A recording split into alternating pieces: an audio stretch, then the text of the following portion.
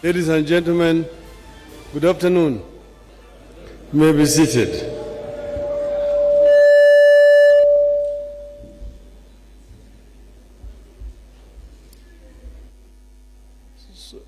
Ladies and gentlemen, we have a statement to release as the leadership of Azimio la Umoja One Kenya movement, following the filing of the presidential election petition at the Supreme Court of Kenya today, August 22nd, 2022. A short while ago, we successfully filed our presidential election petition at the Supreme Court of Kenya. The action we have taken is perfectly in line with the stipulations of our Constitution on resolving electoral disputes. It affirms our deep belief in constitutionalism, the rule of law, and a peaceful resolution of disputes, including high-stakes ones like the presidential election.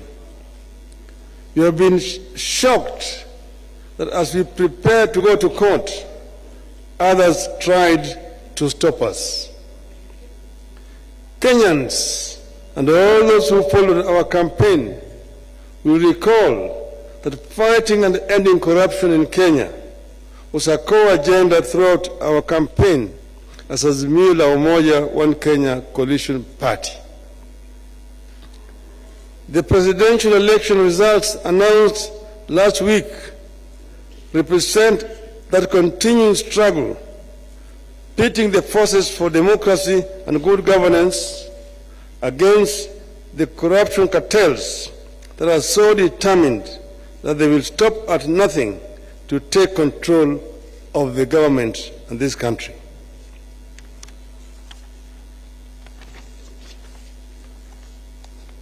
This is a do-or-die battle for the corruption cartels who have everything to lose should the forces of democracy take over.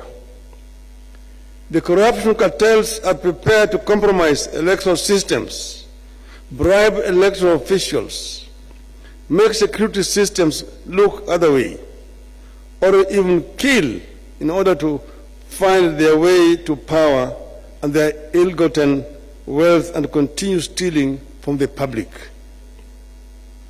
We believe this is what happened in this election. For the sake of Kenya's future, the corruption network must not only be stopped, it must also be crushed.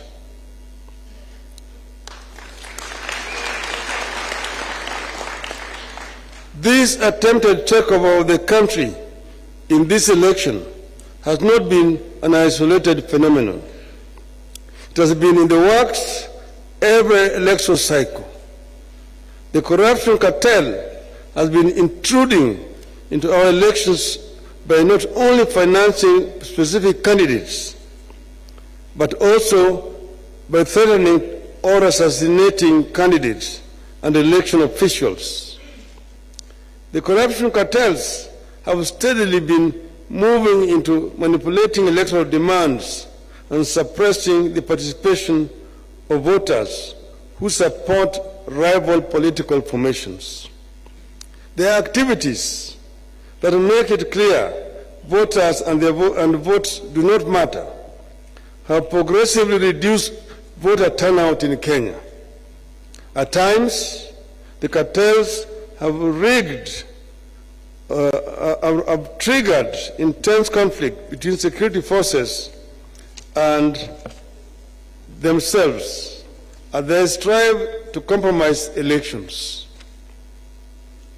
Slowly but steadily, these forces are killing our hard-won democracy and are trying to return Kenya into a one-party state in their own interests. We have seen the speed with which they have moved to buy elected leaders just within 1 week.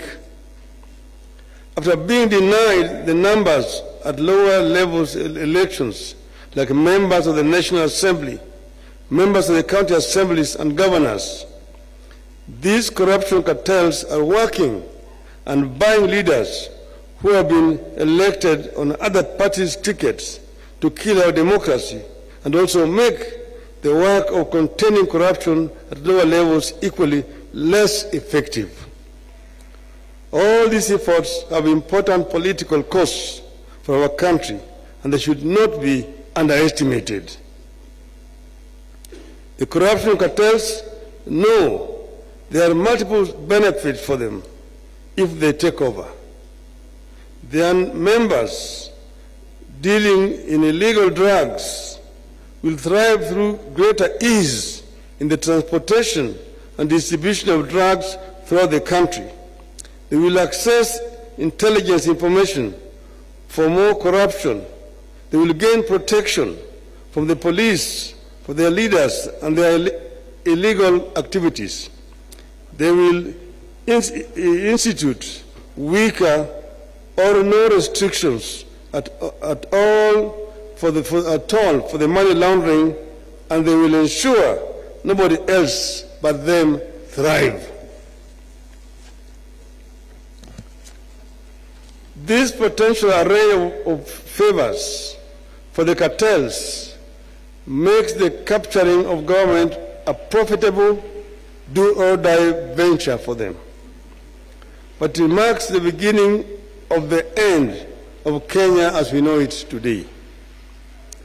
No nation, once captured by cartels, whether they be corruption cartels, drug cartels, gun-running cartels, or terror cartels, ever thrived or realized its full potential. The 2022 presidential election represents the most daring move by that cartel to overturn the wishes of the electorate. We refuse to allow Kenya to go that direction. It must not happen, and it will not happen.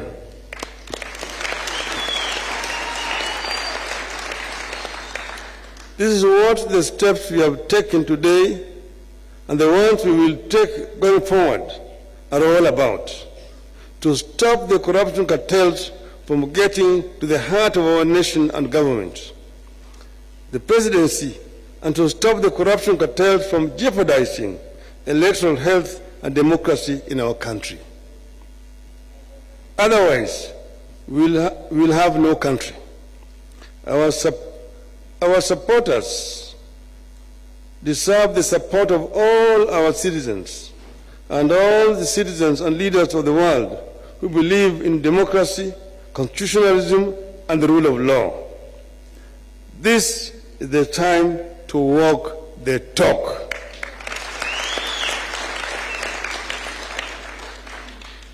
And I want to add, nitasema kichache kwa Kiswahili.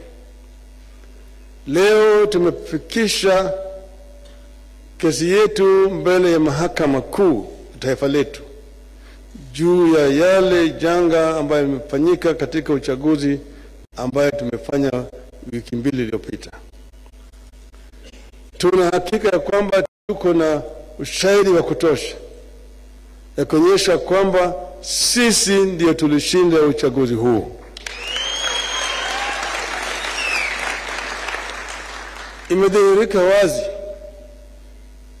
baada ya sisi kufanya uchunguzi na wale wengine ambaye walishiriki katika hiyo ulaghai kujitokeza kama Wakenya kusema maovu imefanyika hapa, sisi wenyewe tuliitwa, tulipwa pesa, lakini tuko tayari kutoa ushahidi, na ushahidi yuko hapa. Yale ambaye yamedhihirika siku hizi chache ambaye imepita ni kitu ambaye inaweza kuandikwa katika historia ya siku zijazo. Hatukuwa hata na uchaguzi ambayo mtu anaweza kufurahia. Wale walanguzi, wawezi walikuwa wamo ndani ya kule ukumbi kule Bomas of Kenya. Hapo walikuwa wanabadilisha matokeo kutoka eneo moja na eneo lingine hapo na wanaingiza huko. Ukiona yale maovu walifanya siku hizo unaweza kushangaa. na vile vile wakuu wa tume ya uchaguzi ukaongoza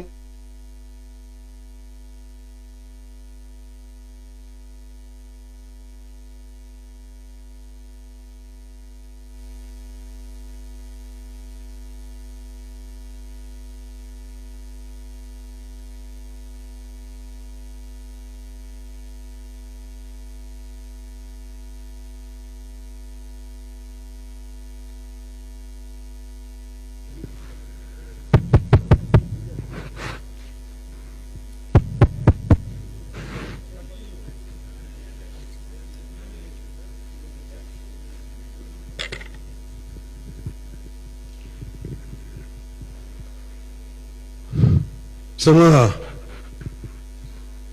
Tumesema ushahidi tuko nazo ya kutosha kuonyesha yale maovu yalifanyika, na tumesema vile vile hata wakuu wafanyikazi wa tume ya uchaguzi wakaongozwa na yule mwenyekiti wao walifanya maovu mengi zaidi.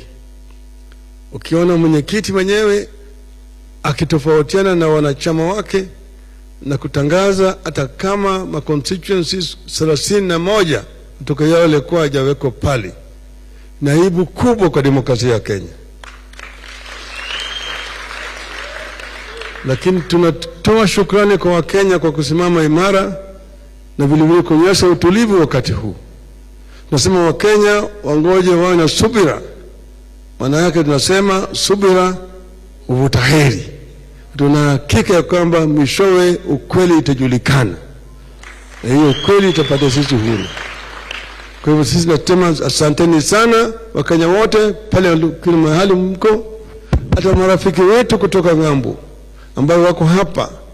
Tungependa kuwasihi wawe na subira, usijiingize katika mambo ya siasa ya kindani ya Kenya. Wacha Wakenya wasuluhishe mambo yao kama Wakenya, na sisi tunaweza kusuluhisha mambo yetu. Asanteni sana. Mungu awabariki. Mungu ibariki Kenya.